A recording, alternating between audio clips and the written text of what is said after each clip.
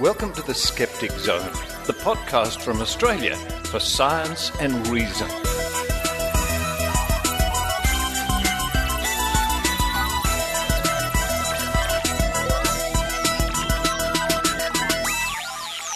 Hello and welcome to the Skeptic Zone, episode number 359 for the 6th of September 2015. Richard Saunders here with you from Sydney, Australia.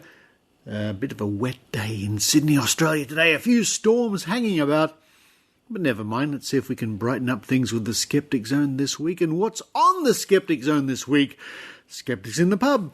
Skeptics in the pub. Maynard and I headed for Skeptics in the pub just a few days ago to hear the talk from, wow, what an interesting lady, Dr. Elena Kupriyanova from the Australian Museum, a marine biologist, talking about worms. Yes, fascinating talk. Undersea worms and all sorts of things. We really get some interesting talks at Skeptics in the Pub here in Sydney, first Thursday of the month, skeptics.com.au for more details. So Maynard will be chatting right at the top of the show to people at Skeptics in the Pub, including yours truly.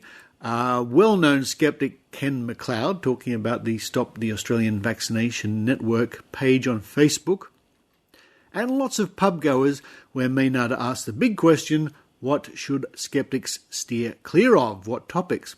And of course Maynard will also be chatting to our guest speaker who was Dr. Elena Kupriyanova. Following that, it's Evidence Please with Jo Alabaster.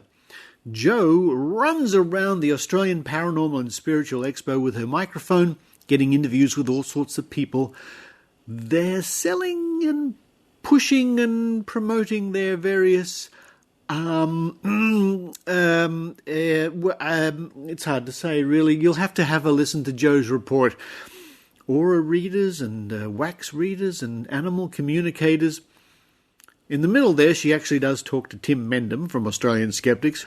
Now, just a note about Jo's report. When we started, we set up her microphone, and I didn't notice that I'd set the wrong levels on her microphone. So some of what you'll hear from Jo is a little bit, it's what we call clipping, or it's a little bit blown out.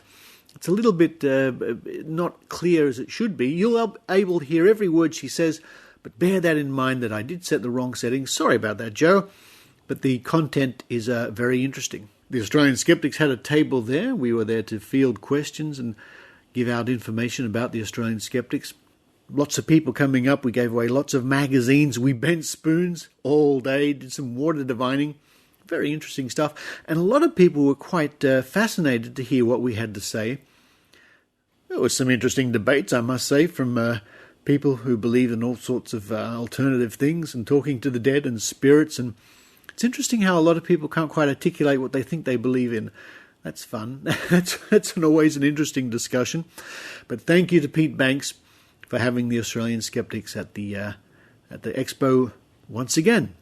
And then to round off the show, it's special guest reporter Signe Dean. Signe also was running around the Paranormal Expo with her microphone.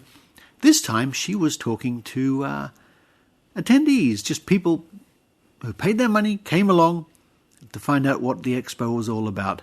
Sort of your mum and dad in the street with kids and all sorts of people. What does the average punter think of the expo? Find out at the end of the show with Signe Dean. Now, don't forget you can meet me and Jo and Maynard and Aransagev from the Skeptic Zone and Heidi, of course, and lots of people at the upcoming Australian Skeptics National Convention. And that's going to be held in Brisbane from the 16th to the 18th of October. Not long to go. Get your tickets now. Just Google Brisbane Skeptics or Australian Skeptics National Convention. Go to the website www.skeptics.com.au. Any way you can and get your tickets. It promises to be a wonderful event. Australian Skeptics National Conventions are so interesting, folks. They really are. No matter where you are in the world, jump on that plane and come and join us, especially if you live in Queensland or up in that region. I think you'll enjoy it very much. But now it's time for me to run downstairs, turn on the kettle, boil up some water, fill up this hot water bottle wrap it in a towel, put it on the couch for Fred the cat. Fred the cat is almost 15 years old. He's going well, but he really enjoys his hot water bottle in the evening. There's a tip. If you've got a cat and where you live is a bit cold, cats love hot water bottles. While I do that with Fred the cat, I hope you enjoy the Skeptic Zone.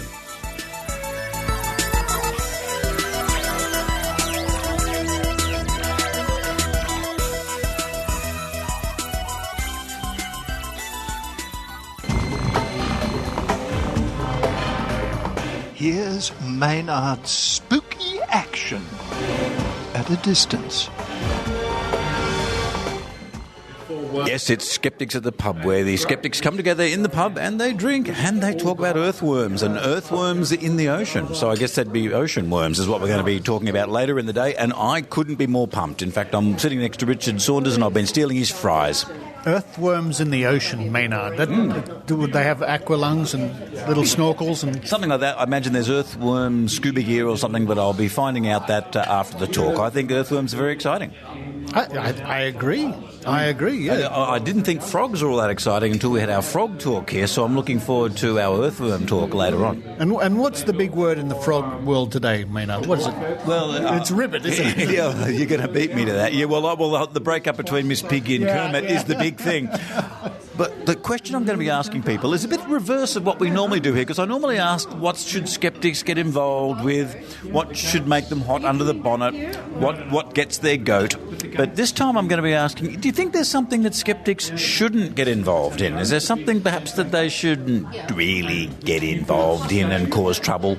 It depends on which skeptics you're talking about. As a rule, the Australian skeptics leave atheism and religion more or less to other people who are better equipped to deal with it, so we can concentrate on other things. Which is kind of interesting, because there are many atheists in the skeptical movement, but there are theists in there. I just haven't met them or haven't had conversations with them. It's just that our energies are better directed towards things that we can do something about, like alternative medicine or creationism being taught in schools, or hokey claims and things like that.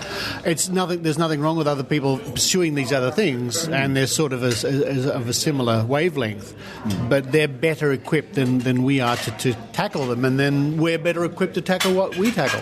So I guess, to quote the American Supreme Court, we shouldn't get involved in deeply held personal beliefs. Would you go that far? Possibly. It's probably a case-by-case basis. But the things that on the Skeptic Zone in the past that I've mentioned or have been mentioned that's gotten me a torrent of rude emails are religion. Right said Fred. Right said Fred. Yeah, that really pushes the buttons. That's deeply dipping, absolutely. Climate change, global warming and all that. People write in and very nasty emails if we dare mention that topic on both sides. It's quite extraordinary. Religion and... People tend to have strong feeling about pets too, whenever there's children, obviously, and pets involved, don't they? I guess you're right. I haven't thought about it. Fred the cat has deep feelings about it. He's got his own fan club, obviously. I mean, he's certainly more... I mean, he should host the show. It makes more sense than you do. He does. But I remember one of the ones that really burned people, even homeopathy for kids, that makes people angry, but homeopathy for pets also makes people really angry. And it doesn't come up that often, but people get mad because, a kid seems having some sort of sentient life form going on, but, you're giving it to your pet. Well, now I see where you're coming from. Yes, people get very wrapped up in their pets. In fact, I'm often surprised at the level that people get upset about pet woo. Pet woo? Yeah. No, that's a whole show on itself, I think, Maynard. I think we should do that one day. Well, one of the things I want to look into, but I've never been able to get a sample of it or talk to anyone who has it, and if there's anyone listening who actually... I'm interested in the thunder jacket, which is the jacket that you can put on your dog to make them feel more comfortable during thunderstorms. And it's sort of basically the theory of it, which I don't know if it's backed up with any science whatsoever, is that you put it on the dog and it's like the dog getting a hug because the coat's tight around it, and it makes the dog a bit less nervous and anxious during thunderstorms. There could be no scientific backing for that whatsoever, but the thunder jacket. Sounds a bit rough to me, Maynard. But you know what? I just saw Margaret see rough. Sorry. Apologies to the people at my table. Margaret Ann Tate, she was nodding. Do you know something about this thunder jacket? Do you know anything about it? I don't know anything about the thunder jacket, but I know dogs that really do suffer from, thunderstorms, and they can sense when they're coming, and they start shaking and getting very scared and nervous. That'd be a combination of their hearing being wider than ours, and maybe even their sense of smell. I guess the air would maybe smell different if they got 200 times the smell. Yeah. So maybe a fake hug might do the trick. We should run a study with dogs and find out. A study on fake hugs. That's another episode, Margaret. That's an interesting experiment. On hug coats, yeah. Now, have you been hugged or not? The best thing to do is what I do if there's a thunderstorm, that is go hide in the bathroom, which is great if you're in a nightclub. Yeah, but not so good when you're visiting me. Yeah, that's true, because I don't come out for hours. I've corralled a well-known skeptic into the corner of the restaurant here at Skeptics at the Pub, which you should come along to the first Thursday of each month for Skeptics in the Pub. And who have we got here, and how are you fitting into our skeptical movement? Well, my name's Ken McLeod, self-funded retiree, very experienced stirrer and bureaucrat for many years. One of the very early members of what's now called Stop the Australian Anti-Vaccination Network, or SAVN. We've been going for 6 years and we've had a great many successes. Look, I'm sorry to hear about the low interest rates we have at the moment for a self-funded retiree, but what was the moment where you went, right, I've got to start this Stop the AVN? What was the final straw that broke the Ken's camel back? Okay. There were several things happening in the background. I had a farm and we were in the middle of a horrific drought, so there was nothing for me to do. And so being an experienced stirrer, I was sitting there in my office one day twiddling my thumbs and I saw... I thought you would have gone for water witches or something like that. Well, I'd run out of grant applications. I mean, the money rolled in, thanks to John Howard and so on. That kept us all afloat. I mean, financially, not liquidly. But I saw an interview with Meryl Dorey, an interview where she claimed that measles, whooping cough and so on never killed any babies, and this was just after the death of Dana McCaffrey. I also became aware on the same day that Meryl Dorey had harassed the CEO of the Area Health Service demanding the medical files of the baby who died. And I thought, this is just horrific. Something's got to be done. Who better than a stirrer like myself? So away it went, and I thought this would be all over in 3 months. But 6 years later... Yeah, what were you thinking, Ken? Well, I was thinking I needed something to do, and it worked out very well. I've established some wonderful friendships with great people. We've achieved a hell of a lot in knocking quackery on the head. I would say that our greatest victory is the handling of the press, by the press and by politicians, of anti-vaccine Fruit Loops and Fruit Loops generally. The concept that journalists always ran with was called false balance. And it used to happen in ABC all the time. It happens on lots of issues because the main... and I remember I tried to do a story on vaccination, and the story just wasn't done because my managers didn't want any trouble. And that happens all the time. And not anymore. It took a long time, but we've now convinced the media that they don't have to present both sides of a story if one side is complete Fruit Loopery. I mean, you don't get the Flat Earth Society in to debate the merits of global navigation. I mean, those days are over. Look, Ken, I hate to rain on your parade here, but within the last 6 months, there has been a strong uptick in the Flat Earth conspiracy theory. I don't like to use that word because conspiracy to the Flat Earth anomaly theory. It's ticked up in the last 6 months, Ken. Yeah, there'll always be ratbags, cranks, and so on out there. But the difference now is that the media and the politicians and so on don't take them seriously. But you might say a better analogy would be global warming. Now, the media, or some of it, is still determined to present what's called both sides, even though the science is well and truly closed. I mean, the jury's in, etc. Global warming is happening. As owning a farm, I could see it happening. But there's still some people out there who are denying it, and the media are taking them seriously. With any luck, I suppose, after the next El Nino, they might not take it, take the case so seriously. But anyway, our battle has moved on from vaccines to chiropractors and homeopaths and so on. And anyone who is anti-vaccine, and it's surprising how many chiropractors are anti-vaccine. So that's where we're shifting our focus. Look, Ken, as a long-term stirrer, what is the next pot to be stirred? Several things. Certainly the anti-chiropractor or anti-vaccine chiropractor field has to be addressed by Parliament, and I have to give all praise to our friend Reasonable Hank, who has exposed them so wonderfully. And I mean, 2 years ago, I had no idea what Fruit Loops these people were. The other thing is the downgrading of the standards of universities, who are now giving lectures in astrology and I mean, I know of a woman who got a master's in science for her anti-vaccine activities. If you read her thesis, you would know that this is hardly better than any Mickey Mouse comic. Walt Disney could have done better. Right, so you've certainly got your future planned out for you. And just to go back, you said you had a history as a stirrer. So before you got into the anti-vax stirring, what were you stirring up before that, when you actually were growing something on the farm? Well, it was even before I bought a farm. I was a senior bureaucrat in search and rescue, and towards the end of my career, as I approached the tender age of 48, I became aware of a case where a sailor who had died and yet should have been saved, and there was a cover-up. And I was asked to go along with the cover-up. I said, there's no way in the world I'm going to forge documents that are going to a coroner.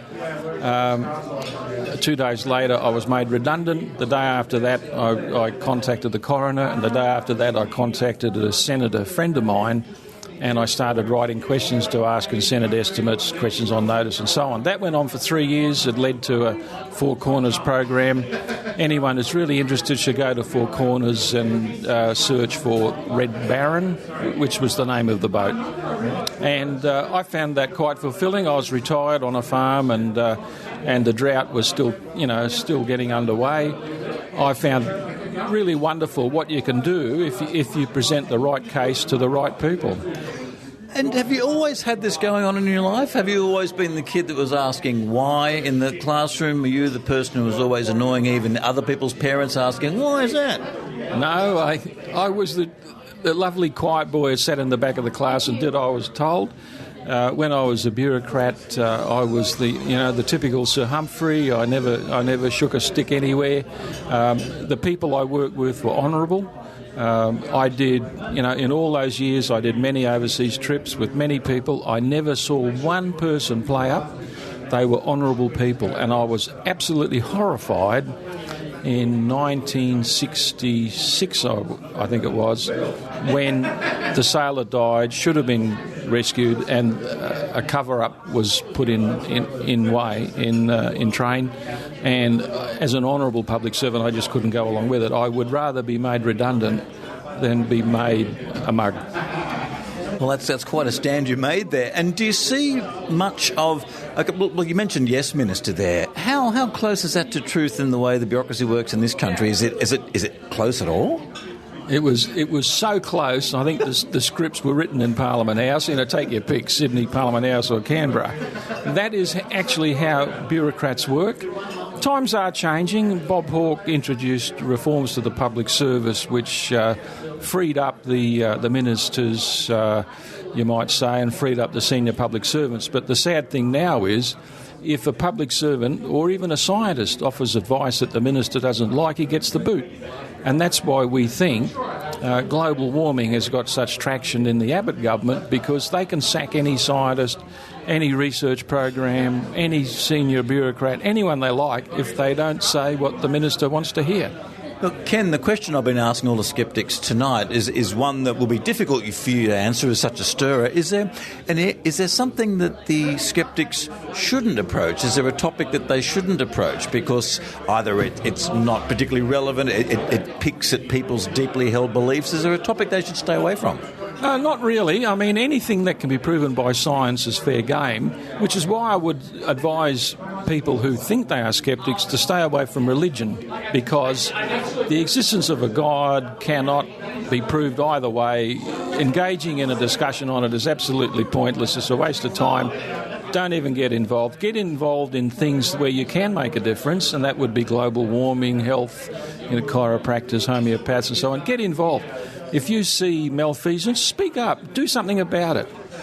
And what about politics? Because that is also something that really can't be empirically proven, I guess. Well, certainly politics should be based on the science, and I'm certainly glad to see the leader of the Greens, Senator Richard Di Natale, so keen on the science of medicine, and I don't see too much of that elsewhere. Labor, yes. Liberal, maybe not so. So to finish up with, is there a website that you like to go to that you could recommend us so we should all have a bit of a look at? Well, of course I've been offered the chance to give my own group a plug. We run only on a Facebook page. We don't have fancy web pages. We don't have brochures. We don't have a budget. We're not even an incorporated association. So go to Facebook and look for Stop the AVN. So it's facebook.com/stopavn. Join the discussions. Now, I bet there'd be some Butte discussions going on there from time to time, or has it calmed down of recent days? Every now and then it calms down, but every now and then an anti-vaccine Fruit Loop will come on and run the old stories, the old challenges, as if we haven't heard them all before. We can see right through them, but it certainly makes your day interesting. Thanks, Ken. My pleasure. Well, look, we've got someone bending over in the corner, getting some leads all set it up. Who we got here? Josh. Okay, Josh. What do you reckon the skeptics shouldn't get involved in? I mean, I always ask people what they should be poking your bib into. What should they not maybe poke their bib into? Well, I would think it'd have to be something which doesn't necessarily have a factual answer. So it's an answer which depends on what the person feels or what the person believes. Like, is red wine better than white wine? And how great is my suit? I think it's pretty great. Frankly, I mean that's. Yeah, but it would defy a double-blind test. It's true. I imagine some people would think it was rather poor, but I think it looks like the green of money to me. That's true. Well, it is from 1989. Well, there you go. and I defy anyone to compare the 1989 Australian economy to the one we've got now. Two different countries. Yeah, pretty much. Okay, yeah, so will we put religion necessarily into this? Because it is a deeply held belief from a lot of people, and, although you can say, look, there probably isn't a God, you can't definitely say there isn't. Yeah, I think religion's one of those ones where, as a concept, so is God real or not? Maybe, yes, we probably can't answer that. But for instance, if they're making claims about action of God in the real world, then yes, that is something that we can actually test. Did this miracle occur, or is it completely explainable? Well, that's religion, but it is something that skepticism or science can test and can disprove. Okay. The one that's come up already is the thunder coat for the cat or the dog. That you put it on the cat or the dog and it makes them gives them a bit of a hug with pressure on them and makes them feel better during thunderstorms, fireworks, etc. That's come up already. Do you think that's something we should look into? It sounds like complete bunk to me. Wow, okay. Right. Frankly, I don't see how that would work, because how would it keep them... Well, they've got a coat on already, so I'd imagine they're warm. But if a baby's crying and you wrap the baby in a blanket, it stops crying. Maybe it's a similar mechanism would happen with the dog or the cat. Potentially true, or is it just? Could you just cover them in like a helmet so they can't see? Like, how they transport dangerous animals? Just put something over their eyes. Well, what happens when I get a bit boisterous around the house? People just throw a tarpaulin over me while I'm on the couch. I shut up real quick. Yeah, that's there you go. Why don't we just chuck tarpaulins over all the cats and dogs during thunderstorms? Well, there we go. That would save a lot of money. Well, but so you reckon maybe go easy on the whole religion thing when it comes treading onto people's beliefs that are general?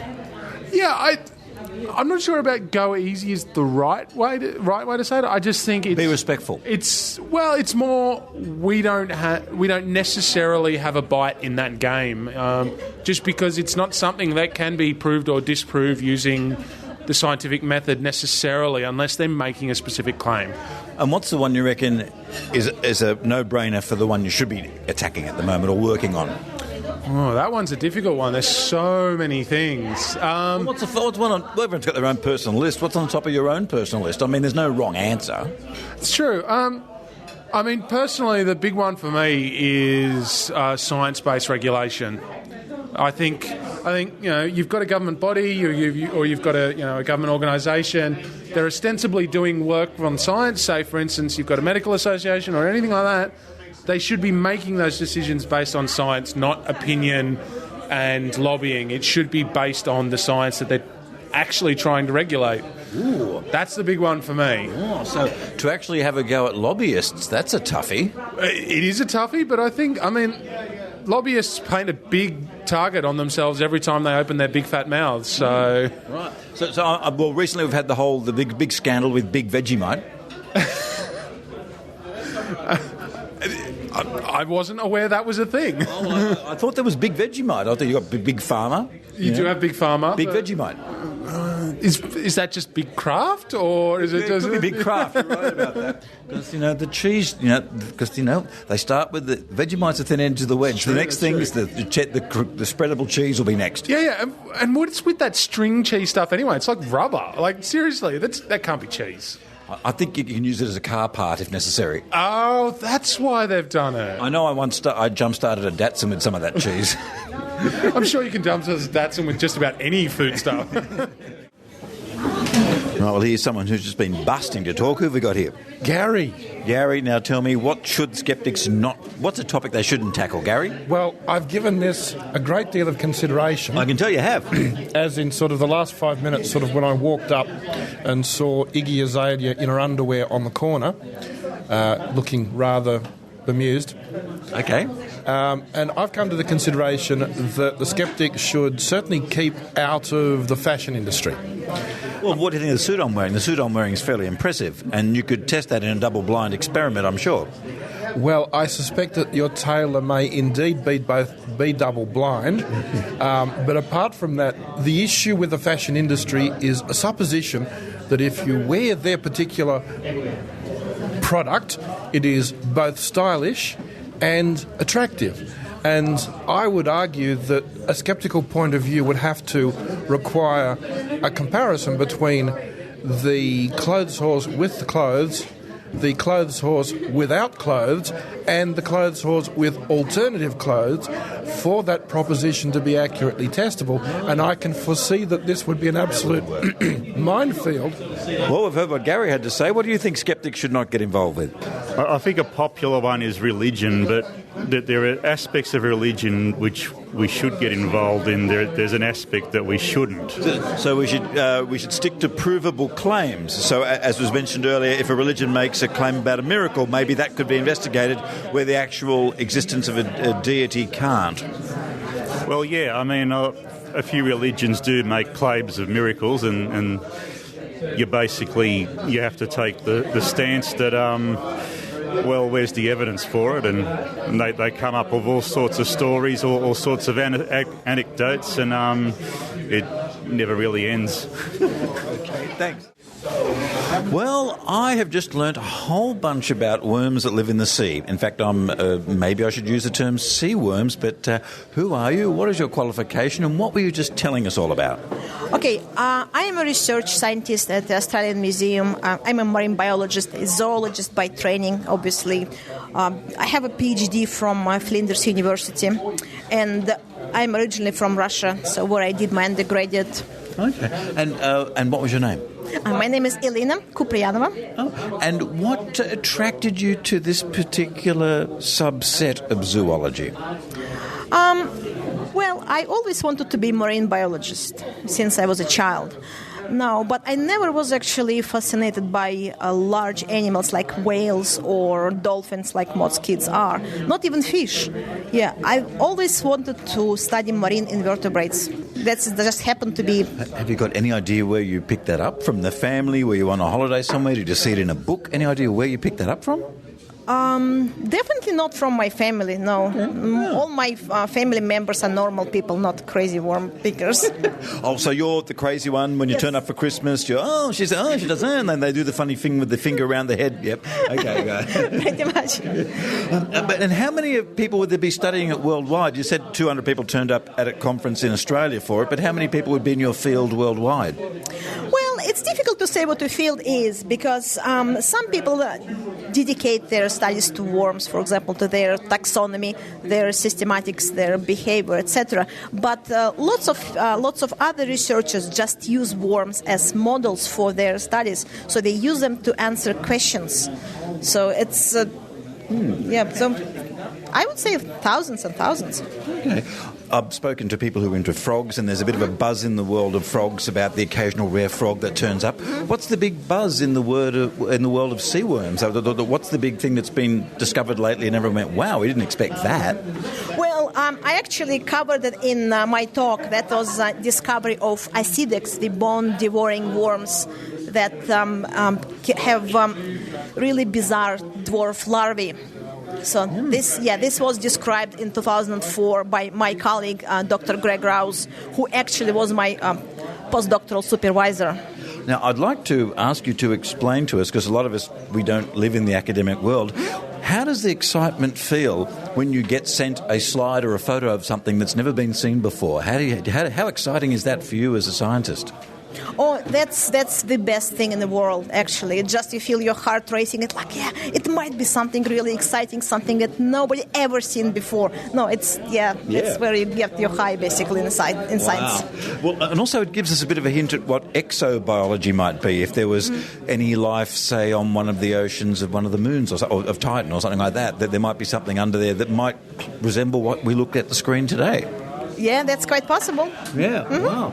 Now, I've seen some great stuff, some great photos here tonight. What's a great website for people to go to and find out more about your studies?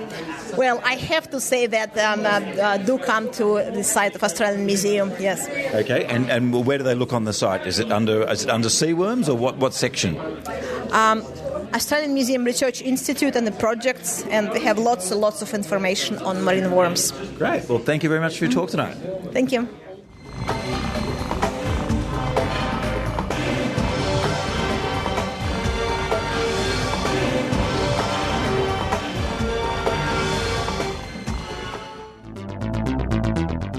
Welcome to A Week in Science from RiAus, bringing you the science you need to know. Everyone knows that the Earth orbits the Sun, but how did we actually get to know that? Let me introduce you to Galileo. Galileo Galilei was born in Italy in 1564. While studying medicine at university, he did what so many students do and, no, not get horribly drunk, found that his interest lay in a different field and changed his area of study. Luckily for us, he discovered his passion in geometry and became a mathematician. During his work as a mathematician, he changed the theory of gravity. The previous theory, devised by Aristotle, said that heavier objects fall faster. Galileo showed all objects fell at the same speed. After several years, he moves to the University of Padua, which is where his most famous story starts. It is here that he built his telescope and started observing the movements of the planets. With his telescope, Galileo discovered the mountains on the Moon and the moons of Jupiter. But what made Galileo famous was his confirmation of Copernicus' theory of planets orbiting the Sun and not the Earth, as religious doctrine had stated. The discovery of Jupiter's moons showed that not everything orbited the Earth, and the phases of Venus showed that it orbited the Sun. Galileo realised that all planets, including Earth, orbited the Sun, and published this theory in 1632. For going against religious dogma, the Catholic Church found Galileo guilty of heresy, imprisoned him, and banned his book. It was only in 1992 that the Catholic Church pardoned Galileo. And now, 4 fast facts about planetary orbits. A common misconception is that Galileo wasn't religious. In fact, he was a devout Catholic. Galileo thought that the planets orbited the Sun in circular orbits. Later, Kepler found that these orbits were in fact elliptical or oval-shaped. The elliptical orbits mean that Earth's distance from the Sun varies by around 5 million kilometres. And Earth's speed as it orbits the Sun is around 30 kilometres per second. That's it for this Week in Science. For more information about the orbits of planets around the Sun, go to the RiAus website, riaus.org.au. Follow us on Twitter at RiAus and like us on Facebook.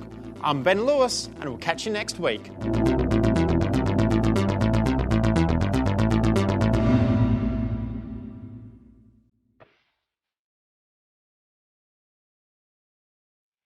Podcast Science is an award-winning weekly science show in French hosted by a bunch of crazy enthusiasts.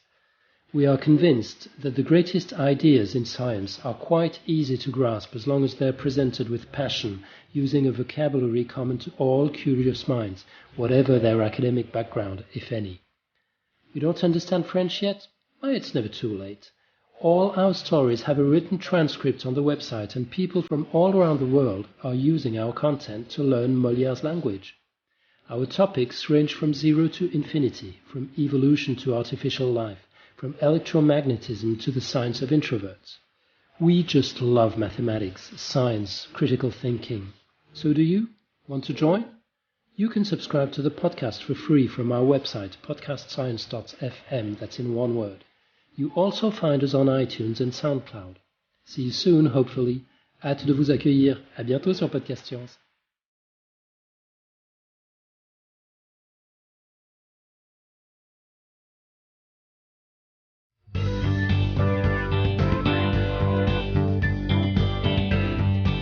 What we want is some more evidence, please.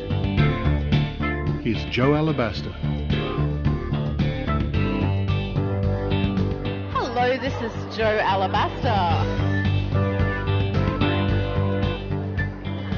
Well, I'm here at Casula Powerhouse at the Australian Paranormal and Spiritual Expo, just taking a wander around the room before we get started.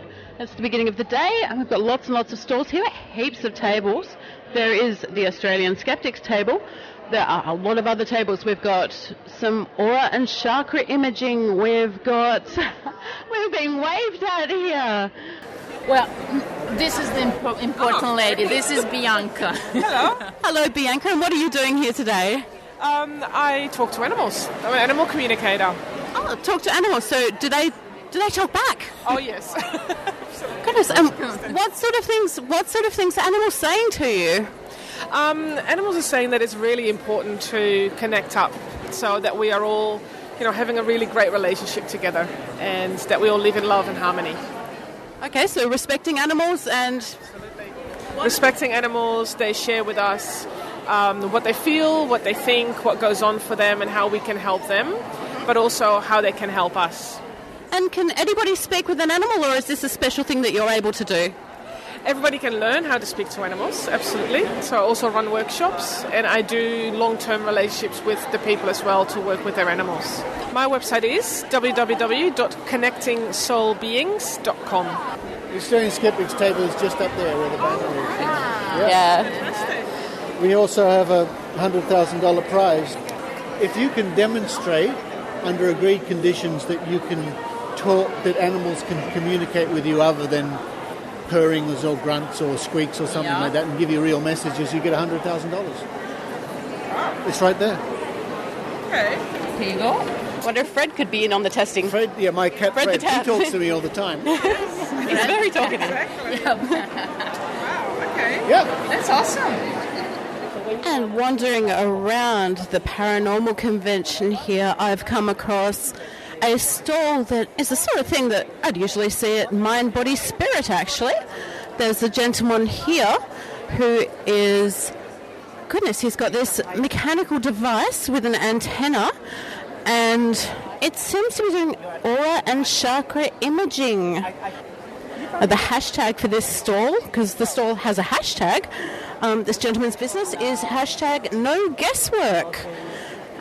And goodness, he's just speaking to somebody at the moment, a client. I think she might be... He's actually selling crystals as well as this chakra and aura reading, which will give you... He'll do the reading with his device with an antenna and a meter. I'm not exactly sure what it is. And you get an image printout and a wellness report for $70, including GST. We were speaking with him earlier. He has purchased this machine. It's Russian technology made in the USA, and the URL is www.remotebalancingtechnology.com. We've got a sign out the front saying, an experimental electromagnetic measurement and imaging process. It is the first aura imaging technology which can create full-colour bioenergy charts of objects, plants, animals, and even ambient energy fields. So its use is unlimited. Just to give you a bit of indication, what's going on with these crystals, these are quantified crystals. They do what they do in Google. Like if you Google them, okay, what this bloody citrine doing, they do that. However, because you're different, I am different, you are vibrating on a different level. Same thing with crystals. They have their different frequency. Not all crystals are the same. That is science-based. Like for this one here, if you feel like picking this up, yes, it does give you money. In my opinion, citrine gives you a lot of cash, in my opinion. And what's that crystal, sorry? This particular crystal, this is citrine. That's citrine. It's all about success and abundance, but for me, it gives me physical money, all right? Okay. No-brainer. Believe it or not, yes, it does. However, these particular crystals, which is I'm holding right now, it's running at 168 megahertz. It doesn't mean to you. It doesn't mean anything to you. But how can you tell that it's 160? Because I had these devices actually measure the frequency, the subtle energy of these particular crystals. I was hoping you'd actually be able to tell us a little bit more about the device, if that's okay. Fantastic. The device actually was created in Russia and actually made, and it's been supplied in America. Okay, and who created it? Do you know? The company is called this Resonant Field Imaging. Okay. Yeah? And I am the sole distributor here in Australia, and I'm doing this to sort of measure the frequencies of human beings. So is it detecting electromagnetic frequencies? No, it doesn't detect electromagnetic frequencies. It actually does detect the interactions of your electric field into magnetic fields. So you are electric, your environment has magnetic. So what it does is actually measures the interactions between that, and that's where we get the measurement or the megahertz, which is corresponds to a particular color in metaphysical. Color, okay. And who's designated which color goes with which reading? Okay, the color was actually in science. There's a frequency that is actually corresponds to a particular color. Yeah, so we've got like light frequencies we're talking. Pretty much, that's right. Okay. Yeah. So we're talking about waves.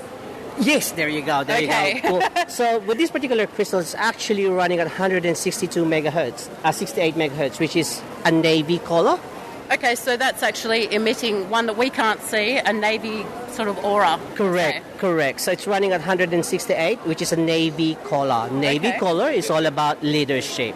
So apart from this crystal, which is citrine, talks about success and abundance, according to Google. I think they do, right, basing on my belief.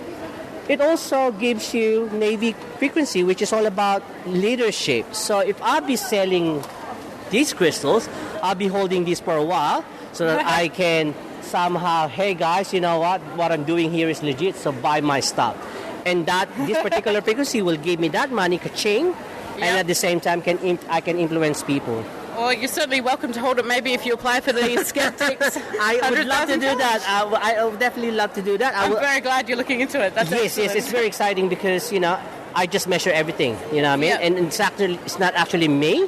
It's actually them that I just tell them, okay, you're running at this frequency, you know what I mean? Okay, with your measuring device, so you can actually measure people's auras as well? Fantastic. Not just the aura, but also I'm measuring what's actually happening on their physical level. I was curious about that because I was looking at some of your paperwork over there, and it said that you can give wellness readings. Does that mean that you're looking at people's health? Can I say yes, but I don't actually diagnose and make treatments, but I can actually tell them that, hey, there's something happening, there's an activity happening somewhere in your body. That's all I can tell. Okay. But the details or the data is actually, I also provide data. Okay. So I usually would give them about 10-page report, science-based, on that level.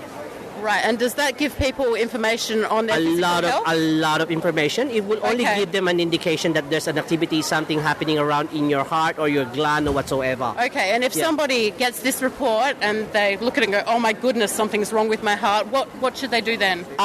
We don't actually what we do is we don't actually give them, like I said, diagnosis or treatment. Yes, we do recommend All right, but like I said, this is only science-based interpretation, but this is not like set in stone what's happening, you know what I mean? Because we want to make sure that we protect them, and we want to make sure that we protect ourselves, you know what I mean? So perhaps you could suggest to people that they go and visit their doctor. That's right. We definitely recommend them to alternative doctors or legit alternative or legit, really? Alternative or legit. All right, yes. If I have to say that, you know what I mean? Or natural naturopaths or whatever you call that. Yes, certainly. Yes. I'm also wondering, how come you're wearing a lab coat? Okay, fantastic. Well, apart from me looking a little bit legit and professional, but actually this coat is actually 100% cotton. Yes, all right? So is my lab coat.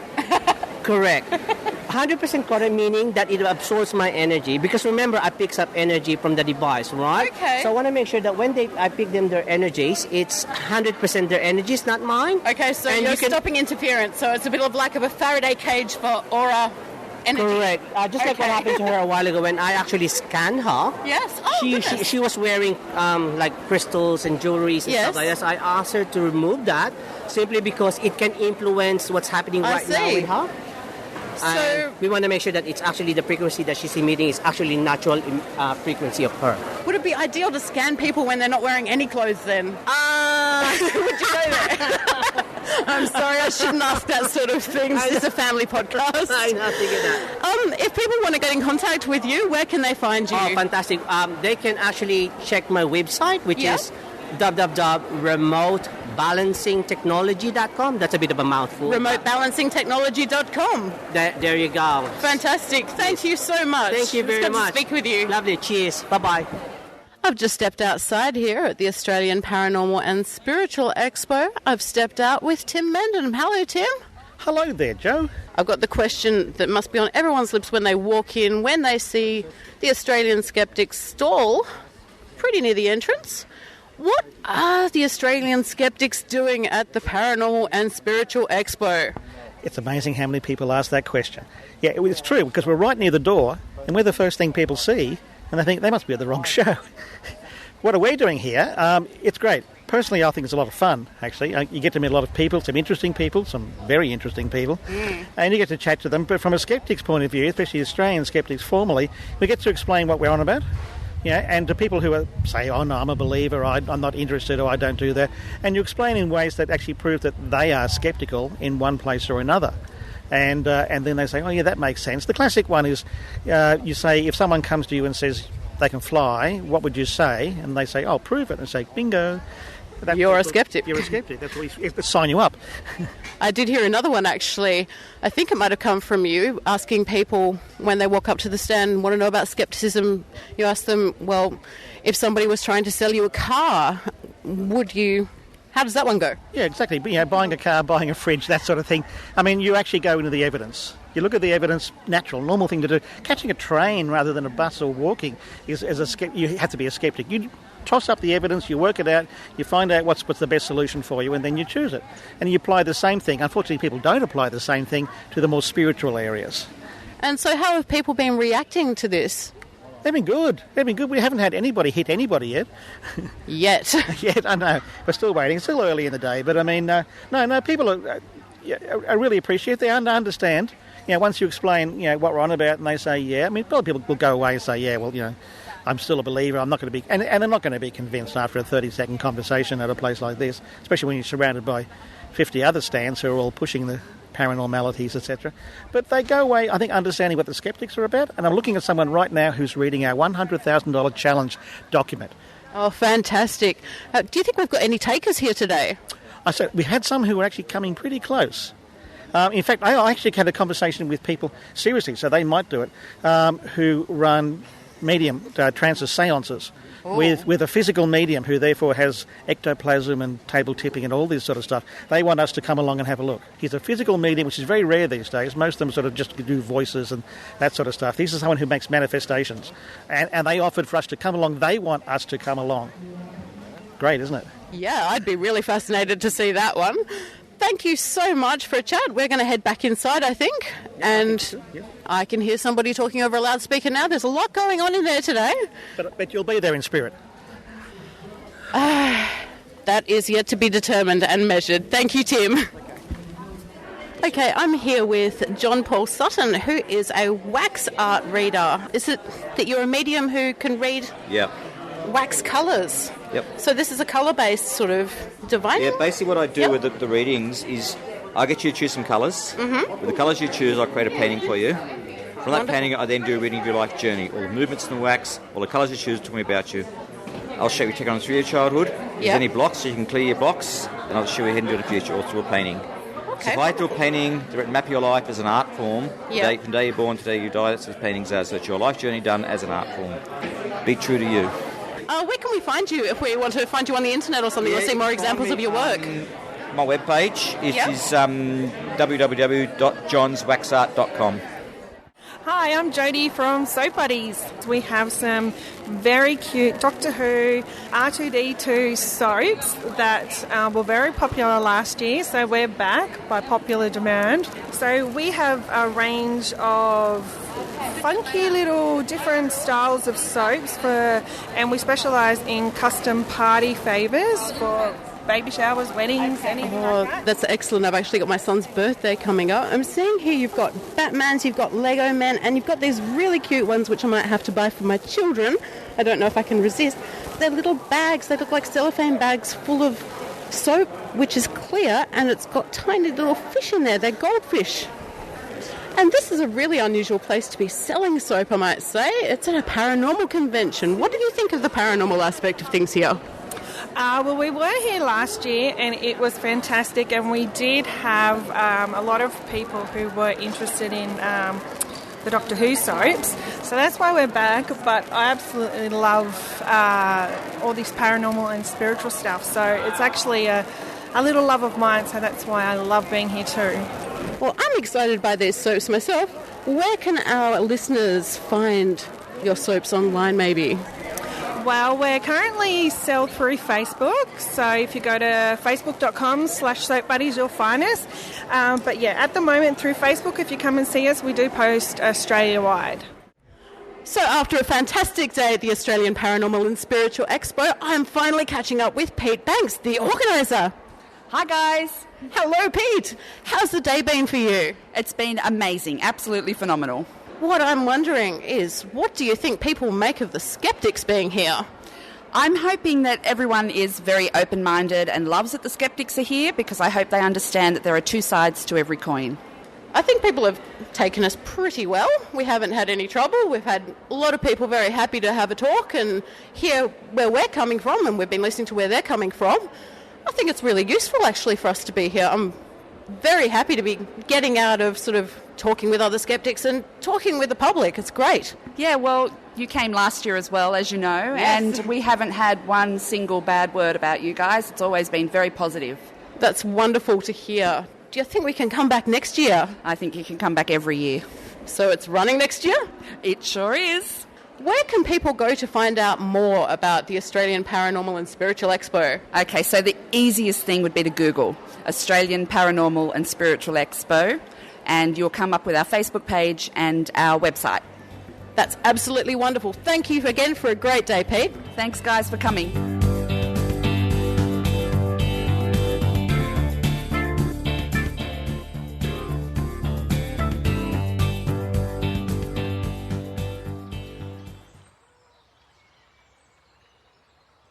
Hey, Heidi.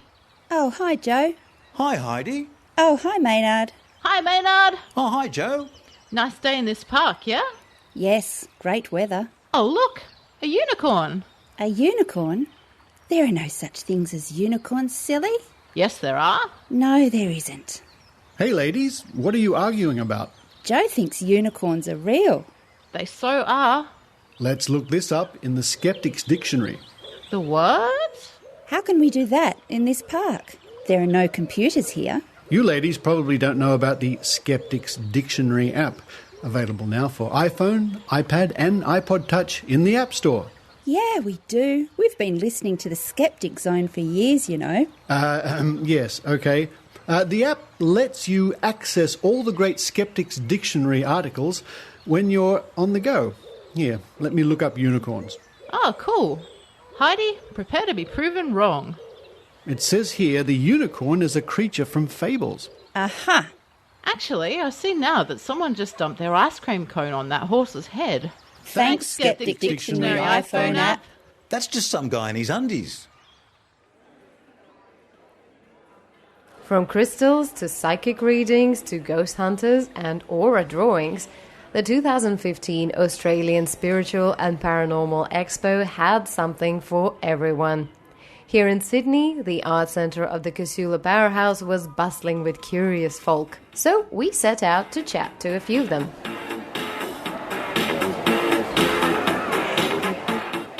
What brought you to the Paranormal Expo today? I'm doing a speech on a short film, a small film, Fisher's Ghost. All right, so it's about a ghost? Yeah, about a ghost, a bit of a story to it. It's like one of the first ghost stories that was recorded in with the police, like in Australia. So it's got a bit of a theme to it. It should be good. Right. So, do you believe in ghosts? I don't know. I think so, a little bit. I guess I've kind of had. I've lived in a fair few houses that kind of have different kind of feels to them. So I don't know if that's a ghost or a spirit or something, you know. I was just more interested in getting some crystals. So that's right. Did you find any? I did. I got all of them that I wanted. And what about you? I came for the crystals as well. It was beautiful. But the one I was looking for, it's not here.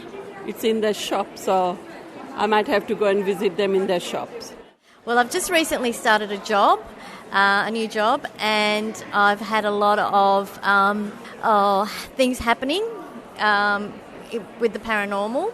Things like plates breaking, in the kitchen with no explanation, footsteps.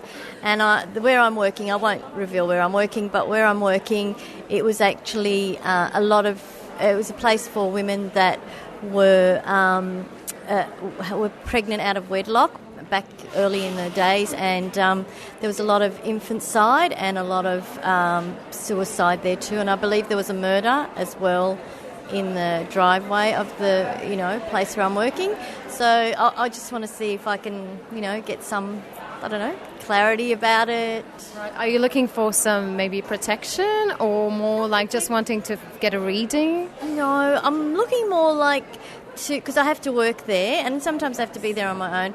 I want to know how to handle it because I believe that they've been there for a long time, and I've got no right to say go away or whatever, but I just want to know how to handle that myself. I've always just had a very big interest in this kind of thing, and I came last year and thought it was brilliant, so that's why I'm here now. I'm a big fan of Mitchell Coombs. Curiosity, really. What are you curious about the most? No one thing, really, but looking at doing a bit more ghost hunting in the future. I don't know, we're just interested in this type of thing, and it's good to, you forget about it sometimes, so it's good to be able to have a whole day where you're just reconnecting with everything paranormal and psychic and spiritual, and it's good. Just a good day out.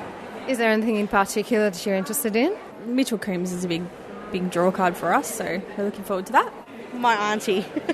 And why did you come? Curiosity, really. I'd like to have a look around and see what's happening, meet some people. Right, what are you most curious about? Things we can't see, but we know we're there. And there's lots of evidence all around us, and we've come to find out more today. Yep. What brought you to the Paranormal Expo today? My wife. And what about you? He likes the equipment. The equipment? Is that the ghost-busting equipment? The ghost hunting stuff, yeah. Right. Yeah, it's kind of interesting, just the different gadgets and things. So gadgets brought you to the Paranormal Expo? Yep. I'm just interested in, I don't know. We were just interested to see what was around. We watch a lot of horror movies. So you believe in ghosts? Yeah, to a degree, I guess. Yeah, I would say so. The paranormal itself. Anything in particular, though? I have experienced many strange things in my life, so I've come for some answers. Have you gotten any answers yet? I have a session booked at 1:30, so hopefully I can get some answers then. My late husband passed away about 14 years ago, and I'm interested to see if he is actually still around. We went to the Weekend Notes and we saw this Australian Paranormal and Spiritual Expo. And how are you finding it? Cool. What about you? Well, you see, I read this website called Creepypasta. I just read some of it, I got interested, so I just decided to come with them. It's pretty cool here. Anything in particular that struck your interest? Well, I liked everything here, basically. Yeah, same. It was really cool. And what about you? Why are you here today, just with the voice? Yes, I have subscription with the website Weekend Notes, so then I found that it will be interesting for boys, but I don't believe in ghosts and other stuff, just, look around, see people. So, as you can see, there might be more skeptics at a Paranormal and Spiritual Expo than you might suspect. I'm Signe Dean, and this was a report for the Skeptic Zone.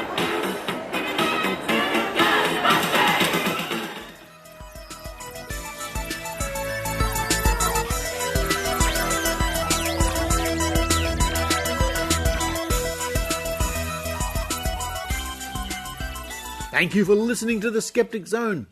And thank you, Jo. It's great that you are running around with the microphone, cutting your teeth with live interviews.